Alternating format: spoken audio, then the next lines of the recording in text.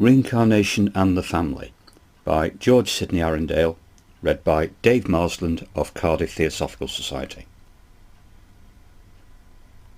Reincarnation and the Family. Having been duly born, the question is not so much to whom you have been born, but rather why you have been born to them.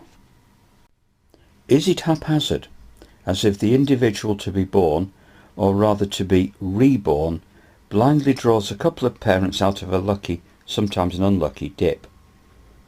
Theosophy denies that there is anything haphazard about the choice of parents, and therefore about the choice of children. On the contrary, the fact is that each individual moves within a comparatively limited circle of other individuals throughout the whole of his evolutionary process. The same people have over and over and over again to do the duty of, or, to be more accurate, to ring the changes on, father, mother, brother, sister, uncle, aunt, cousin, grandfather, grandmother, son, daughter, nephew, niece, and any other relationships you may be able to conceive, including that of friendship.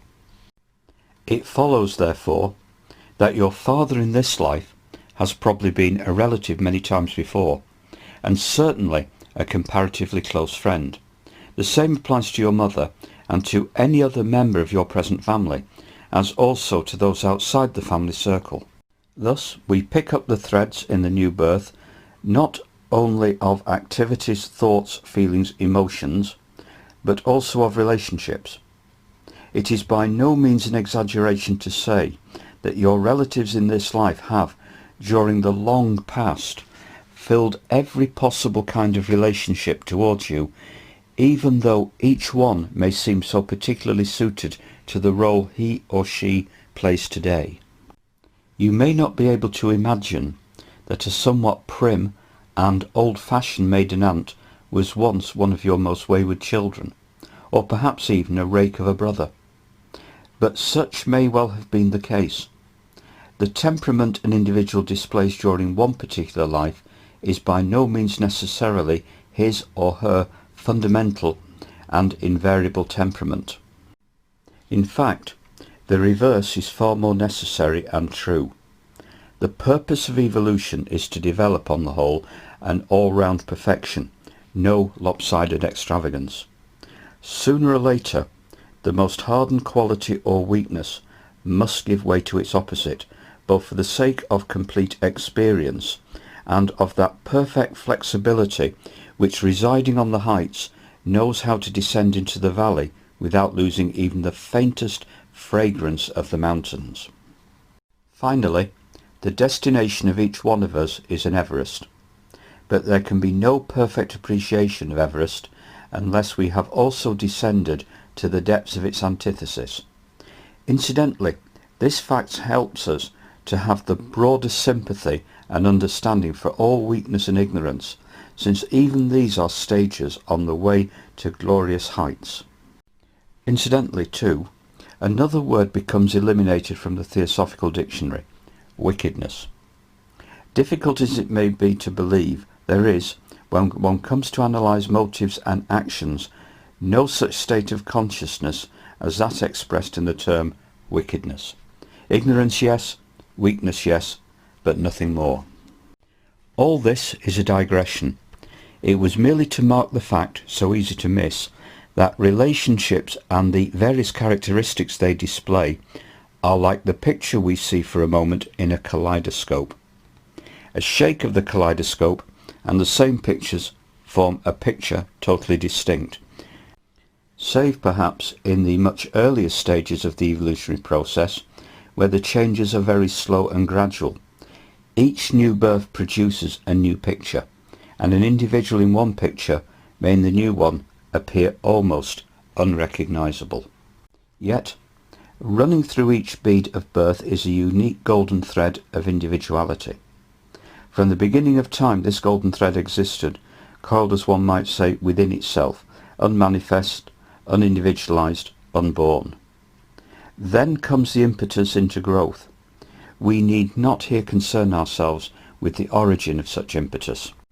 The golden thread uncoils and threads onto itself bead after bead of descent into birth, so that a necklace of divine perfection may at last be fashioned.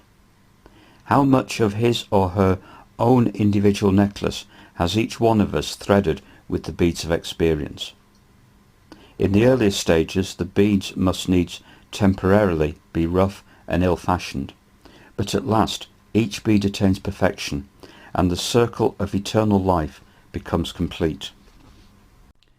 To resume, here is the baby boy or girl, but not a baby I, be it remembered, in the midst of a number of members of a family whom he has known over and over again in the past, but whom he does not, in all probability, remember in the present. He will not be able to say, as speech comes to him, "But you were not my father last time. You were my very tiresome daughter, who gave me far more trouble than I am ever likely to give you." Nor will he likely be able to say, "How strange that you should be my mother this time. You and I were lovers last life, were married, had a large family, and lived to a ripe old age." He will not be able to remember these erstwhile relationships, and this forgetfulness is indeed divine in its mercy. If, at our comparatively imperfect stage of growth, we remembered these relationships, we should also remember all the circumstances which they involved, and we should be in danger of perpetuating the old relationships, many of which we should be well advised radically to change in quality.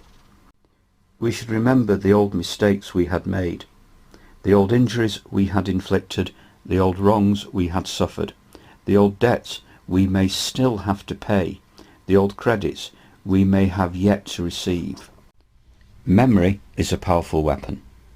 In the hands of the wise it will beautify. In the hands of the ignorant it will injure both its wielder and those whom it remembers. In the hands of the wise memory will be tender and forgiving, even where there be injury and wrong for which law will exact redress. In the hands of the ignorant memory will be harsh and revengeful, and will demand to the last fragment its pound of flesh. It is mercifully ordained that our memories remain poor, even though their reflections may be perceived in instinctive likes and dislikes. Only when we grow spiritually old enough can we be safely trusted with memory.